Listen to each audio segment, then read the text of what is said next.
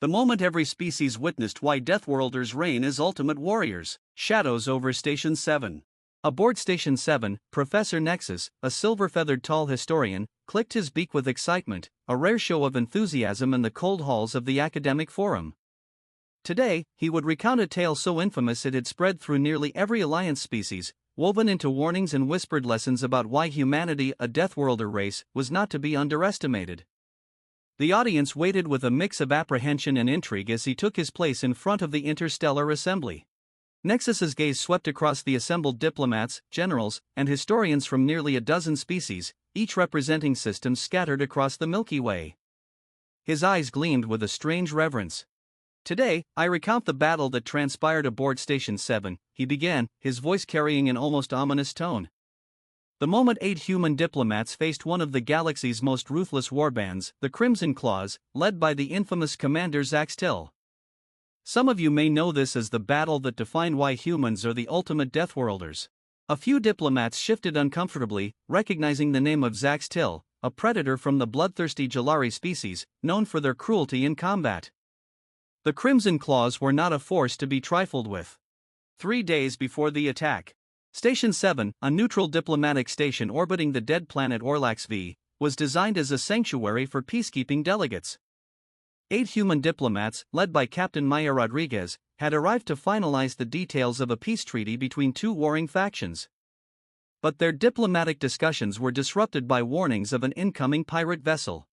The station was only lightly armed, after all, it was a place of diplomacy, a neutral ground with limited defenses. As the alert sounded, Captain Rodriguez received a report from the station's security systems. The Crimson Claws had breached the outer perimeter. "Human," the voice of Station 7's AI buzzed. "Incoming craft registers as high-priority threat. Security protocols advise immediate evacuation." Captain Rodriguez stood in the command room, arms folded, a wry smile tugging at the corner of her mouth. Her crew, scientists, doctors, and diplomats, not soldiers, stood at her side, each one bearing the subtle but unmistakable tension of Deathworlders gearing up for a fight. "Well," she said, meeting the eyes of her team, "it looks like negotiations are over. Let's make sure these pirates regret ever crossing us." Her words held a calm, quiet intensity that electrified the room. These were not ordinary diplomats, they were hardened specialists, each trained in fields that went far beyond diplomacy. The arrival of the Crimson Claws. Within minutes, the Crimson Claws had taken hold of the outer docking bay. Commander Xylar and his hulking crew began sweeping the station, eager to subdue their targets with ease. Each pirate was equipped with sonic disruptors, weapons that wreaked havoc on nervous systems, especially on species with low endurance. But to their surprise, the humans showed no sign of distress. Even at high frequency, the disruptors elicited little more than a wince from Rodriguez's team. Humans, it seemed, had an almost unnatural resistance to nerve-based weapons, a trait bred from millennia of survival on one of the galaxy's harshest habitable worlds. Leading the defense, Captain Rodriguez wielded her weapon of choice, a blade forged from high-density titanium alloy, honed to a scalpel's edge. She fought with fluidity and precision, her calm demeanor unsettling to the Xylari who expected fear, even panic, from their prey. Instead, she moved with surgical efficiency, each slash a calculated, lethal strike. The Crimson Claws watched as she smiled between her strikes, her every move challenging the pirates to bring her down. This was not the behavior of prey, this was the look of a Deathworlder. Dr. Alexandra Kumar, the team's physician, took a different approach to the conflict. Using the advanced knowledge of biochemistry she had mastered for treating injuries, she crafted makeshift deterrents, combining volatile compounds from the station's limited supply of medical gases. The result was a series of small, controlled explosions that disoriented the pirates, creating openings for her comrades. Her calm, analytical approach to combat turned the pirates' most predictable strategies into liabilities. Meanwhile, Security Chief Jack Stone took up a post in the docking bay, awaiting the brunt of the assault. Stone was a wall of sheer muscle, a living barricade who needed no weapon. As the Xylari advanced on his position, he faced them with an intense, steady gaze. When they attacked, Stone relied on his raw physicality to disarm and disable his foes, each move showcasing the kind of raw power and endurance only a Deathworlder possessed. The pirates had weapons, they had training, and they had numbers, but one by one, Stone threw them aside with a force that turned their pride into terror. Soon, they began to realize what they were truly up against. The turning of the tide. By the time Commander Xylar reached the main corridor leading to the control room, he found himself at a disadvantage. His forces had been scattered, the majority reduced to fleeing or unconscious pirates who had underestimated the humans' unorthodox tactics. The sounds of hand-to-hand combat echoed through the halls, a visceral reminder that the humans had turned the station itself into a battleground, one they were uniquely suited to defend. Xylar's red eyes narrowed as he saw Captain Rodriguez approach, her blade dripping with evidence of her skill. She moved with an unshakable confidence, her step steady, eyes fixed on her enemy with a glint that bordered on amusement. "Commander Xylar," she greeted, her voice even. "I've been looking forward to this." The commander snarled, brandishing a plasma blade as he advanced, every instinct screaming that this should have been a quick, bloodless takeover. But here he was, facing an opponent who, despite every odd, had turned his mission into a nightmare. "You should have run," Xylar spat, his voice thick with rage. Captain Rodriguez tilted her head. "Run? Oh, you haven't seen anything yet." As Professor Nexus paused in his recounting, the hall was silent. Some of the ambassadors present were visibly unsettled. A story was one thing, hearing about it was another. Witnessing it through Nexus's meticulous narrative was entirely different. With a soft sigh, Nexus continued, "What happened next would mark the name of Station 7 in history books for generations. The Crimson Claws learned, as many have since, that humans are not simply another sentient species. They are Deathworlders. And in the end, it was not just strength or endurance that won them the fight, but something far more terrifying. The battle for Station 7. The silence among the gathered dignitaries was palpable. Professor Nexus continued, his voice low, every word charged with the weight of the events that had unfolded on Station 7. Commander Xylar, furious at the resistance, made the fatal error of underestimating what Deathworlders were truly capable of. What he failed to realize, and what his forces would soon learn, was that the humans weren't defending a station, they were fighting for each other, and for humanity. That bond, their unbreakable commitment to one another, was a power greater than any weapon. The Crimson Claws close in. The Crimson Claws began to regroup, concentrating their forces in the central corridor, readying for an all-out push toward the command center. Xylar had set his sights on the humans' leader, Captain Maya Rodriguez. If he could eliminate her, the rest would surely crumble. His top lieutenants, Xylari mercenaries almost as fierce as their commander, flanked him as they made their way toward her last known position, yet every corner they turned was a trap. Small explosives, cleverly laid barriers, and sabotaged station equipment forced them into vulnerable, exposed positions. Dr. Alexandra Kumar, using her medical knowledge in ways she'd never anticipated, had taken control of the station's environmental controls. She flooded sections of the corridor with high-pressure sterilization gas, a benign substance for most species, but for the Xylari, with their sensitive respiratory systems, it was debilitating. The aliens gasped for breath, slowing their advance as the humans picked them off in brutal close-quarters combat. Xylar cursed, realizing that his opponents had turned the station's very architecture against him. A battle of minds and willpower. Captain Rodriguez, meanwhile, was waiting in the main control room. With her were two key members of the team, Security Chief Jack Stone, who had just returned from dispatching another wave of pirates, and Lieutenant Omar Tanaka, their tech specialist. Together, they analyzed every move the Crimson Claws made, anticipating their tactics and countering with brutal efficiency. "All right," Rodriguez said, scanning the room with a tight smile, "we're holding them off, but they're adapting. It's only a matter of time before they switch tactics. Jack, what's our fallback plan?" Stone, his knuckles bloody from the close combat skirmishes, gave her a grim smile. "We're running out of doors to lock, but there's still one way to buy us time." He paused, looking at Tanaka. "Omar, how are those bulkhead doors looking?" Tanaka's hands flew over the console, his face focused as he replied, "I've rerouted the power from the maintenance bay. Let's just say I'm pretty sure the last few of Xylar's crew are about to hit a wall they won't be walking through." Rodriguez nodded, her eyes sharp. "Perfect. Chief, you hold this area. Tanaka, with me, we're taking the fight to Xylar." Xylar's final push. Realizing that his forces were taking heavy losses, Xylar roared orders, rallying the Crimson Claws to the docking bay for a last, brutal offensive. By now, Half his soldiers were incapacitated or had outright deserted, shaken by the humans' relentless tactics and their apparent immunity to traditional weaponry.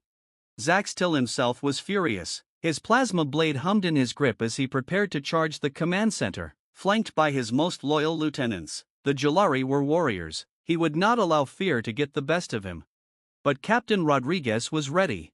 As Zaxtil stormed into the corridor outside the command center, Rodriguez stepped forward, her titanium blade in hand, gleaming even in the dim emergency lights. She didn't flinch as the Xylari commander sized her up, his eyes filled with hatred. "I have no time for speeches," she said, voice calm and unshaken. "You came here looking for prey. You're about to find out how wrong you were." Zaxtil snarled, lunging at her with a speed and aggression that would have sent most other species fleeing, but Rodriguez sidestepped his attack with a smooth precision, slicing her blade in a deadly arc that cut through the air just centimeters from his armor. He barely had time to dodge her counterstrike. Beside her, Dr. Kumar and Chief Stone engaged Zaxtil's lieutenants. Kumar, armed with only a steel wrench she'd fashioned into a makeshift weapon, used her agility and intimate knowledge of alien physiology to target vulnerable pressure points, neutralizing her opponents with swift, calculated blows. Stone, however, was pure, unstoppable power. Unarmed, he took on a hulking Xylari lieutenant with brutal efficiency, blocking attacks with a strength that defied reason. With a single strike, he shattered the Xylari's arm, sending him reeling in shock and pain. Another blow, and the alien collapsed, no longer a threat. The unbreakable will of Deathworlders. As the fight raged, Zaxtil grew desperate. Rodriguez's movements were a blur, a dance of precision and lethal intent that defied every expectation he'd had of a diplomat. In that moment, he realized the truth. These humans were not just warriors, they were survivalists of a kind the galaxy had never seen. Every one of them was honed by a world that tested them at every turn. Breathing heavily, Zaxtil took a step back, eyes wide, disbelief etched into his reptilian face. "What are you?" he rasped, his pride and fury eroded to bare confusion. Rodriguez's gaze was unyielding, her voice low but powerful. "We're Deathworlders, Commander, and we're just getting started." With a final, fatal strike, she brought her blade down, incapacitating Zaxtil, his plasma blade clattering to the floor as he slumped against the wall. The once proud leader of the Crimson Claws had been defeated, not by sheer force alone but by a species that fought with a primal ingenuity and resilience that defied logic. The remaining pirates, seeing their commander fall, fled in panic, abandoning their weapons as they scrambled to escape the station. But for many, there was nowhere to go. Aftermath.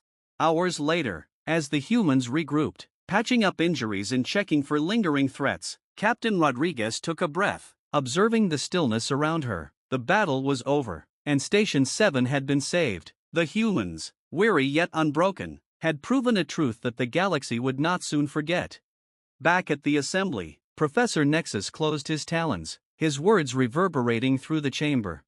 That day, the galaxy bore witness to why humanity is known as the Deathworlder species. Their strength is not only physical, it lies in their ingenuity, their courage, and their unbreakable will to protect one another. They are a race forged by adversity, and their tenacity is unmatched. Remember this tale well, for it is one of many that remind us all why the humans are the ultimate warriors among us.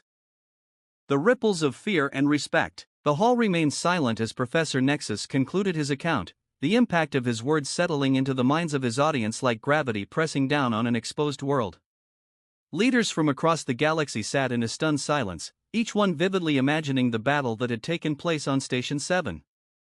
For many, it was an unsettling glimpse into humanity's ferocity and ingenuity in battle, a quality few had truly understood until now. Finally, after a tense silence, Counselor Varys of the Zelrin Empire spoke up. Her normally bright blue eyes were dim, and the gleaming scales along her crest seemed dulled by a rare sense of dread. This Captain Rodriguez and her team, they were diplomats, you said? Varys asked, her tone almost disbelieving. Professor Nexus inclined his head. Indeed, Counselor. None were soldiers by profession. Each had a background in non-combat fields, though they carried the adaptive training all human delegates receive.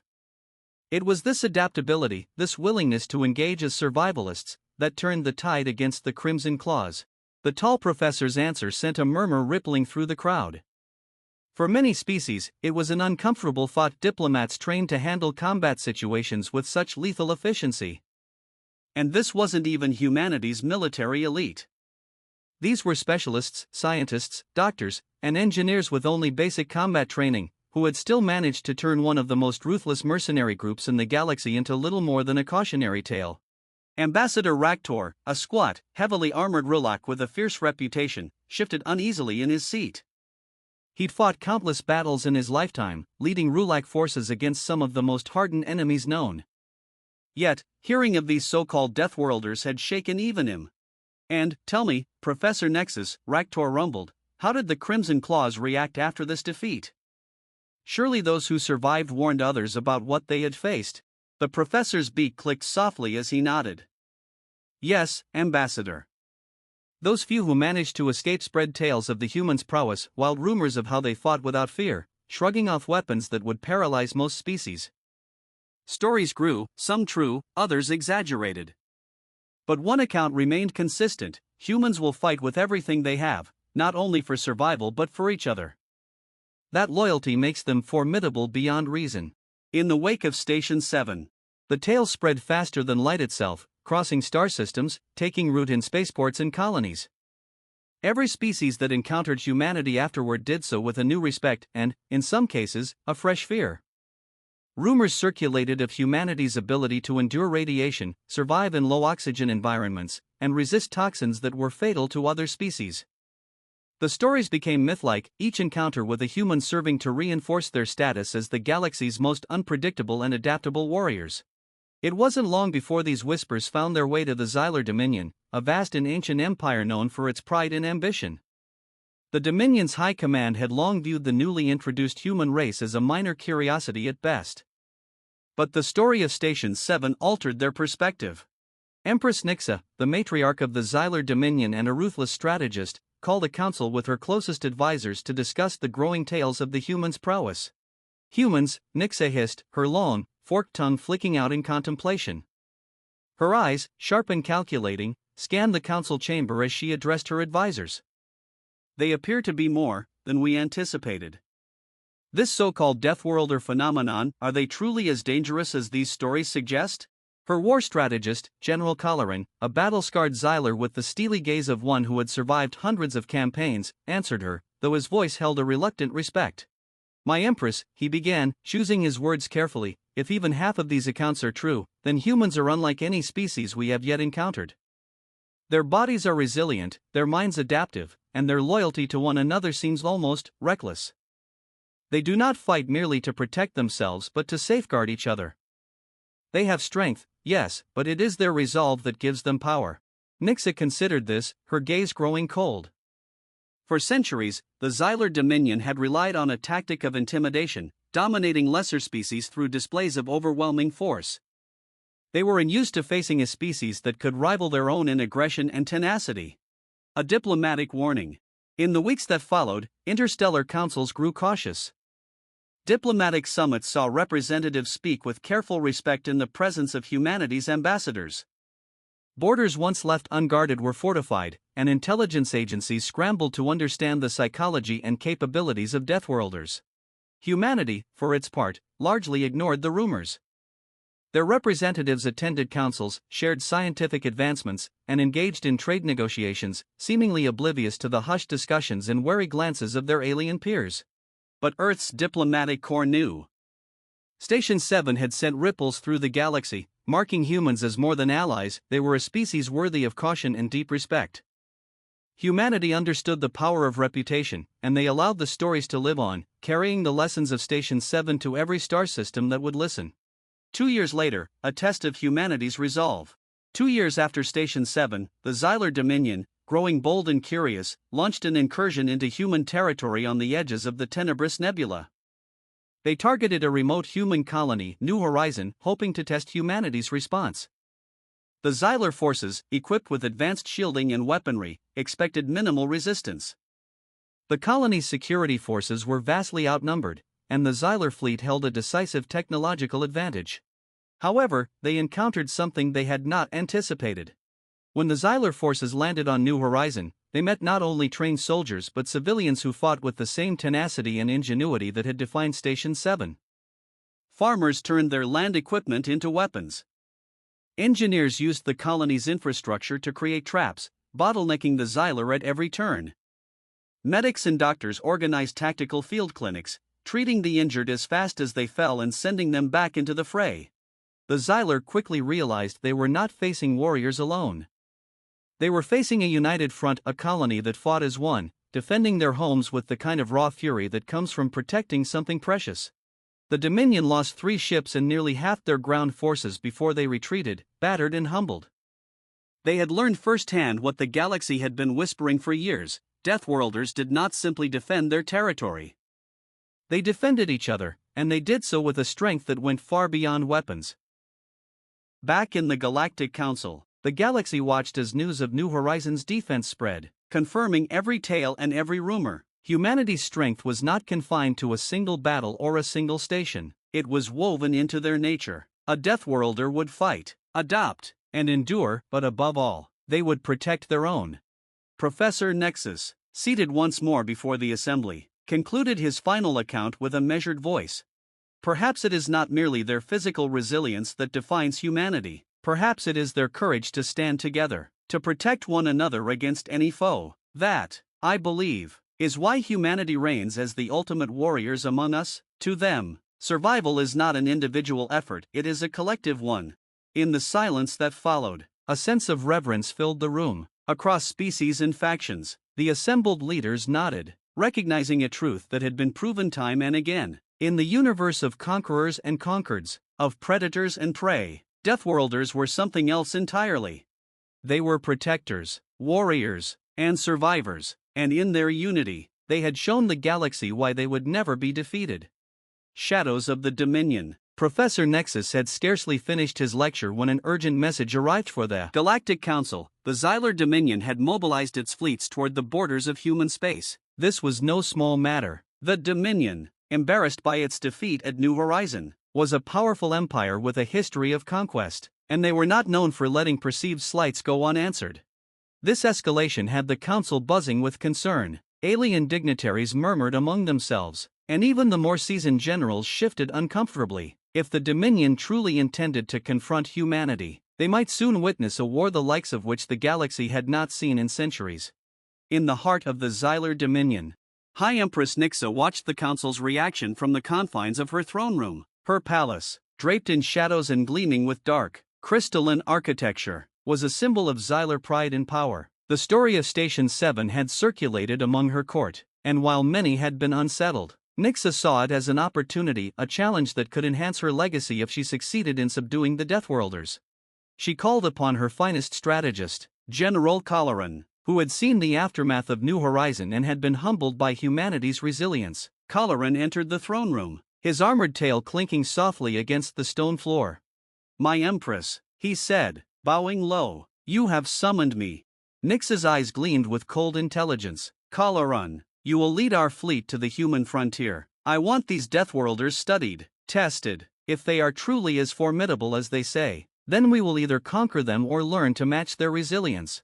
Xylar shifted, uneasy. "My Empress, humanity is unlike anything we have encountered. They may not have our technology, but their adaptability is unmatched. The humans' ability to think beyond conventional tactics and their unity under pressure make them," he hesitated, choosing his words carefully, "a unique threat."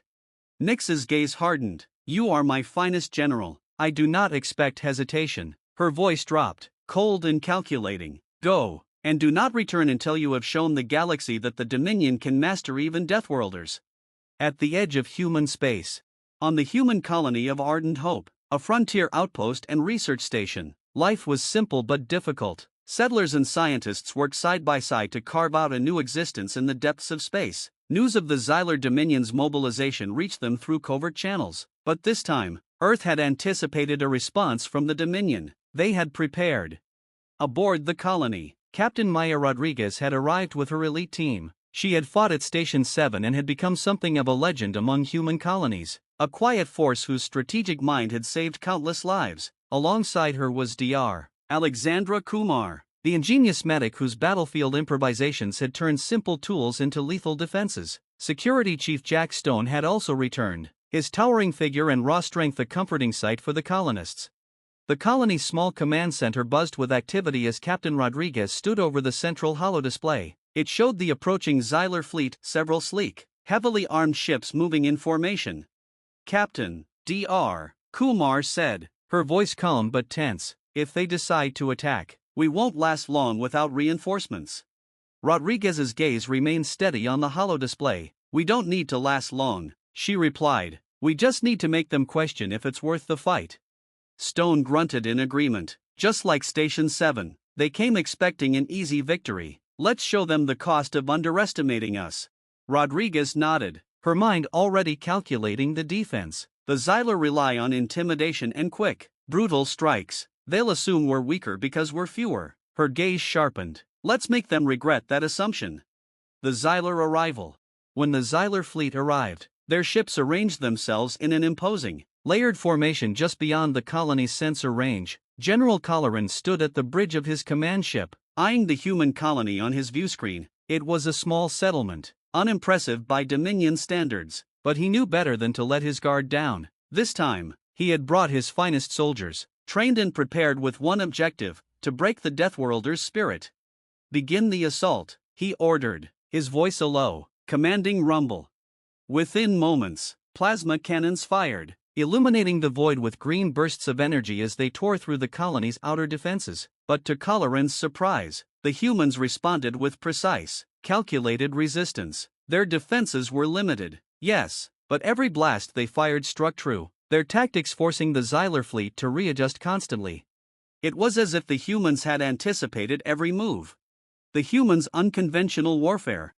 Rodriguez's team executed a series of precise countermeasures, using every resource the colony had to keep the Xylar off balance. In the dense forest surrounding the colony, Stone led a team of settlers who had transformed farming equipment into makeshift weaponry. They used the terrain to their advantage, luring Xylar ground forces into ambushes, where nets of metallic wires and hidden trenches took down elite soldiers with shocking efficiency.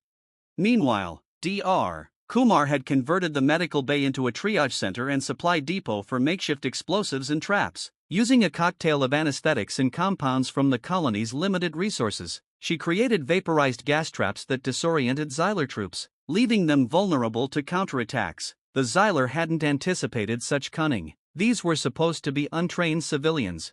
Colleran's frustration grew as his forces encountered resistance at every turn. He had come expecting an easy victory, but each human maneuver seemed specifically designed to counter his troops. And yet, as Colleran reviewed the field reports, he noticed something even more unnerving. The humans fought together, each colonist, each defender willing to lay down their life to protect their fellow colonists. It wasn't just skill, it was a bond he had never seen in his own ranks. The confrontation. At the colony's central square, Colleran finally faced Captain Rodriguez, her blade at her side, her eyes unflinching. Around her stood a handful of colonists, their faces bruised but defiant. They had fought against impossible odds, and yet they had endured.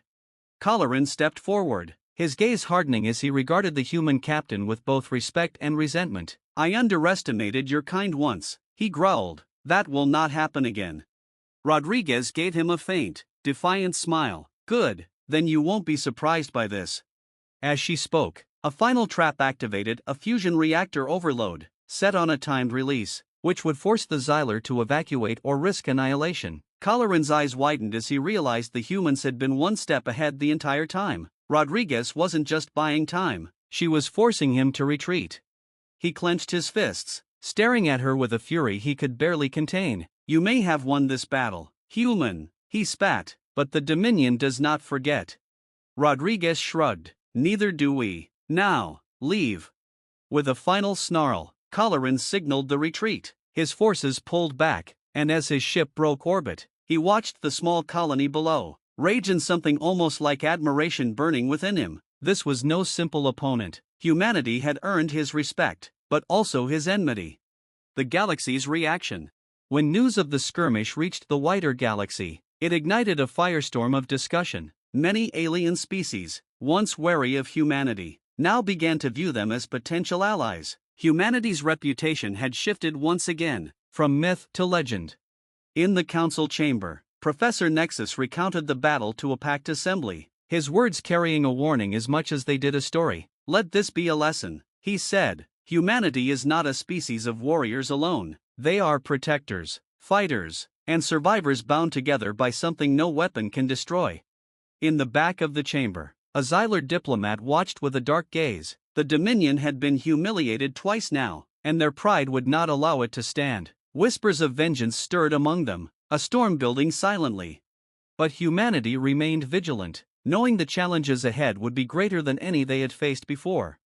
The Dominion's vow. The story of Ardent Hope's defense spread like wildfire across the galactic networks. Humanity had once again demonstrated its resilience and strategic prowess against a force many species feared. Yet, for the Xylar Dominion, the repeated defeats at human hands were more than a strategic setback, they were a matter of honor and reputation. High Empress Nyx's pride burned as she received the reports of General Colloran's failure, her cold eyes narrowing as she read of how the Deathworlders had once again outwitted her forces.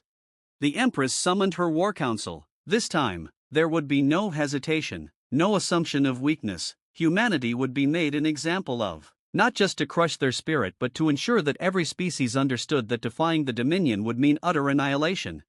The plan, Operation Veilbreaker. Within the Xylar's dark command chamber, lit by a haunting red glow, Nyxa outlined her plan, Operation Veilbreaker. This would be an all-out assault, not just on any human colony, but on Earth itself. The Dominion's most elite strike forces, warriors specially bred and trained for infiltrating high-security installations, would be deployed to infiltrate human defenses. They would cripple Earth's orbital defenses, disrupt communications, and pave the way for a full Dominion fleet invasion. High Command quickly mobilized, setting their most seasoned officers to train these operatives on human tactics and technology. Over the next few months, they gathered intelligence on Earth, learning about humanity's infrastructure, habits, and weaknesses. They knew that this time, they couldn't rely on raw force alone. They needed precision, stealth, and above all, surprise. Meanwhile, on Earth, leaders of the United Systems Alliance were also preparing. Humanity's encounters with the Xylar Dominion had forced them to accelerate defenses, fortify colonies, and coordinate intelligence networks. They'd begun forming alliances, securing treaties with neighboring species who, though cautious, had grown interested in humanity's ability to stand up to the Dominion. In the heart of the Alliance headquarters, Captain Maya Rodriguez, Dr. Alexandra Kumar, and Security Chief Jack Stone were brought in for a top-secret briefing. This meeting would be different, more serious than any before, as the defense of Earth itself was at stake. The room was dimly lit, and the walls displayed holographic projections of known Xylar forces and their past tactics. At the head of the table sat Admiral Tessa Nadir, a woman of unyielding composure and sharp intellect, known for her strategic acumen in interstellar warfare. "Captain Rodriguez," the Admiral began, "you faced the Xylar before. What can you tell us about their tactics?" Rodriguez folded her arms, leaning forward with a calm yet intense look. "The Dominion doesn't back down easily. They've lost face twice now, and that's a wound to their pride they can't ignore. They'll come hard, and they'll come fast. This time, I'm guessing they won't waste time with simple intimidation tactics." Dr. Kumar nodded, adding, "They're adaptive, which means they'll likely try something we haven't seen before. They've studied us by now. We can expect unconventional attacks, maybe even biological warfare or psychological strategies to break our morale." Admiral Nadir's gaze swept over the team. "We're preparing Earth's defenses, but our intelligence suggests they're planning a multi-phase assault. I need each of you to be ready to lead our forces in different sectors." Rodriguez's eyes narrowed as she looked at the Admiral. "And you think they're coming here? To Earth?" Nadir nodded solemnly. "All signs point to Earth as their target. This is going to be an all-or-nothing assault." Stone, who had been silent, spoke up, his tone gritty and determined. "Then we make sure it's nothing." The calm before the storm. As Earth readied itself for the invasion, humanity's allies arrived to pledge support. The Xelran Empire sent a fleet of their swift, stealth-capable vessels, while the Grask Confederation contributed advanced shield generators that could be integrated into Earth's orbital defenses. Humanity's reputation, combined with their new alliances, created a defensive perimeter the likes of which Earth had never seen. But even as they fortified, they knew the true test would come on the ground. The Xylar would not stop at orbital strikes, they would deploy ground troops in an attempt to subdue humanity from within. This battle wouldn't just be fought in space, it would be fought on the soil of Earth itself. Operation Veilbreaker begins. The Xylar Dominion struck at dawn. As planned, their fleet emerged from the black of space, dozens of warships breaking through the outer perimeter with relentless precision. Their operatives, disguised in stealth armor, bypassed orbital sensors, landing on Earth's surface undetected. The battle was on. In the skies, the human and allied fleets clashed with the Xylar warships. Earth's defenders fought valiantly, their ships firing in perfect coordination, shields shimmering as they absorbed hit after hit. The Xylar stealth ships darted in and out of combat, targeting the Dominion's command ships with pinpoint accuracy, while the Grask shields protected the cities below. But even as the fleets clashed, the real threat lurked on Earth's surface. Xylar ground troops, elite warriors cloaked in advanced camouflage, infiltrated cities and bases, striking at critical infrastructure. Their goal was clear: destabilize human society from within.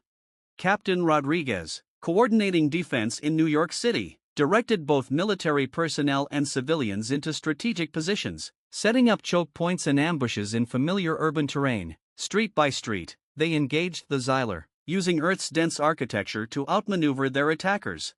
Dr. Kumar set up emergency medical units throughout the city, turning hospitals into fortified safe zones where injured fighters could be treated and civilians could shelter. With her team of medics, she administered rapid treatments that kept soldiers on their feet, providing a vital lifeline for humanity's exhausted fighters. Meanwhile, Security Chief Stone was deployed in the forests of the Pacific Northwest, where Xylar forces had landed covertly, hoping to use the natural cover to establish a command post. Stone knew these forests like the back of his hand, and his team moved like shadows through the dense foliage. They dismantled Xylar camps one by one, using guerrilla tactics to disorient the Dominion's soldiers. The turning point.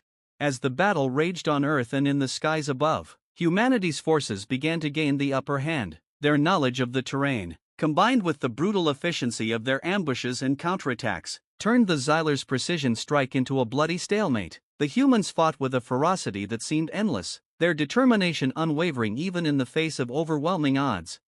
In the midst of the chaos, Captain Rodriguez received a report: a Dominion warship, identified as the Holiv's Wrath, had breached Earth's lower atmosphere, landing near a secure facility in the Rocky Mountains. Intelligence suggested this ship carried the Dominion's highest-ranking ground commander, General Xylar himself. If he were to fall, the Xylar troops' morale would shatter. Rodriguez knew what needed to be done. "Get me Chief Stone," she ordered, her voice steady. Within minutes, Stone was on the comm line. "Captain? Xylar's on Earth, near the Rockies," Rodriguez informed him. "Think you're up for one last fight?" Stone's grin was audible over the comm. "Wouldn't miss it, Captain." The final confrontation. In the shadowed, rocky expanse of the mountain range, Captain Rodriguez and Chief Stone converged with their teams, preparing for one final confrontation. General Xylar, backed into a corner by the unexpected ferocity of the human resistance, had positioned his elite guard around his landing site, determined to make a last stand. Rodriguez and Stone approached, their teams slipping into positions around the perimeter. Xylar, towering and armored, waited in the center of the landing zone, his red eyes burning with rage. "Deathworlders," he roared, his voice echoing against the mountain walls, "you may have won these battles, but you will never defeat the Dominion." Rodriguez stepped forward, her titanium blade drawn, and spoke with cold defiance. "Xylar, we don't fight for dominance, we fight for each other. You could never understand that." The battle that followed was fierce and personal, with each blow a clash of wills as much as it was of strength. Stone, unarmed as always, grappled with Xylar's elite guards, using sheer brute force to overpower even the most armored among them. Rodriguez met Xylar's plasma blade with her own, her movements precise and unyielding. At last, with a powerful strike, Rodriguez disarmed Xylar, her blade at his throat. The general's eyes filled with fear for the first time, as he realized the gravity of his mistake. She gave him a single, final chance. "Order your forces to surrender, Xylar," she said quietly, "or you'll be the first to fall." Defeated and humiliated, Xylar signaled the retreat. One by one, the Dominion ships withdrew, Earth's defenses holding strong as the Xylar forces fled into space. A new era. The Xylar Dominion's defeat on Earth sent shockwaves through the galaxy. Humanity had proven that they would defend their home and each other to the bitter end, no matter the odds. The legend of the Deathworlders solidified, and their reputation grew even stronger. From that day forward, humanity became a symbol, a species that would never be conquered, a force that the galaxy would respect and fear. The Dominion would never forget the battles of Station 7, New Horizon, or Earth, and they would never again underestimate humanity. In the council chambers across the stars, stories were told of the day the Deathworlders had stood as one, showing the galaxy why they reigned as the ultimate warriors. A galaxy on the brink. Earth's victory over the Xylar Dominion shook the galaxy, turning humanity from a curiosity to a respected and feared power. The story spread, reaching even the most remote corners of the galaxy. Some species saw humanity as potential allies, others as dangerous rivals. And yet, there were whispers of an ancient alliance that even the Dominion had yet to face, the Veil Consortium. As the news of the failed invasion reached Empress Nixa, her rage and humiliation grew. The loss had undermined her rule, and factions within the Dominion were beginning to whisper of her weakness. Her advisors urged caution, but Nixa was driven by something more than pride. She was now fighting to maintain control. In her desperation, she turned to a hidden, forbidden source of power, the Veil Consortium, a coalition of ancient alien species who were known for their mastery of advanced technology and mysterious, almost magical, weaponry. The Forbidden Pact. Nixa met with the Veil Consortium in a secret meeting on the frozen world of Calvaries, far from prying eyes. The consortium members were cloaked in heavy armor, their faces obscured by shadows. Each of them represented a species long thought to be extinct or forgotten. Their voices were slow, echoing with power and secrecy. "You seek our aid," spoke the consortium's leader, "a being shrouded in mist, but our assistance does not come without a price." Nixa's gaze was unwavering. "Name your price. I will pay it." The consortium leader's laughter was deep and unsettling. "Very well, we shall lend you our forces and our ancient weapons, but if you succeed, we will claim the Dominion as ours to rule." Nixa hesitated, but desperation clouded her reason. She nodded, agreed. And so, the Veil Consortium pledged its forces, its warships crafted with cloaking fields that made them invisible to nearly all known technology, its weapons that harnessed dark matter itself. With the consortium at her side, Nixa's ambition grew. She would not merely defeat humanity, she would destroy them so completely that no one would dare challenge the Dominion again. Humanity prepares. Back on Earth, humanity's leaders had not been idle. They knew the Dominion would seek vengeance, and this time, the stakes were higher than ever. Allied species, inspired by humanity's resilience, had joined in the United Systems Alliance, forming a council where human tacticians, scientists, and diplomats worked alongside representatives from the Xelrin, the Grask Confederation, and even several smaller, peace-seeking Xylar factions who had grown tired of Nixa's brutal rule. In Alliance headquarters, Captain Maya Rodriguez, Dr. Alexandra Kumar, Security Chief Jack Stone, and Admiral Tessa Nadir prepared for the inevitable onslaught. Reports of the Veil Consortium's involvement were concerning. Very little was known about the consortium, but rumors painted them as a power far beyond the Dominion's own. Humanity's forces would need every advantage possible. Dr. Kumar, renowned for her battlefield ingenuity, led the development of new defensive and medical technologies, including shields designed to counteract the rumored cloaking fields of the consortium's ships. Jack Stone trained squads of elite fighters, each one equipped with new exosuits enhanced to withstand both vacuum and high-energy weaponry. In a final attempt to prepare, the Alliance issued a summons to all member species. "If we fall," Admiral Nadir warned the gathered council, "we will be next. Stand with us now, or there will be no one left to stand beside you." The final battle, Earth's last stand. The combined fleets of the Veil Consortium and the Xylar Dominion arrived in Earth's orbit in an eerie silence, their dark ships phasing into reality as if emerging from the fabric of space itself. There were hundreds of them, an ominous shadow blotting out the stars. Humanity and its allies formed a defensive grid around Earth. Every ship, every fighter was prepared, with shields raised and weapons primed. Earth's cities were fortified, and civilians were evacuated to deep underground bunkers. Rodriguez stood at the bridge of the flagship, resolute, her face calm but resolute. The battle began with an explosion of light and energy as the consortium's warships fired beams of dark energy. piercing shields and disabling ships with precision. Earth's defenders responded with relentless fire, targeting the consortium ships that blinked in and out of visibility, using their advanced sensors to track the invisible. Stone led the ground defense forces, stationed on the outskirts of Earth's major cities. His squads, wearing advanced exosuits, engaged the Dominion and Consortium soldiers who landed. Using guerrilla tactics in the dense forests and ruins that now served as cover, they moved like shadows, attacking and retreating, forcing the Dominion to fight for every inch of ground.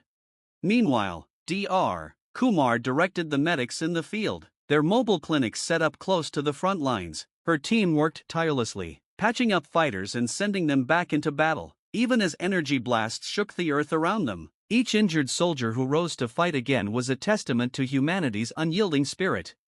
The turning point: despite the Alliance's fierce defense, the Consortium's technology was taking a toll. Their dark matter weapons tore through hulls and shields with ease, and the cloaking devices allowed them to strike seemingly from nowhere. Casualties mounted, and it seemed that defeat was inevitable.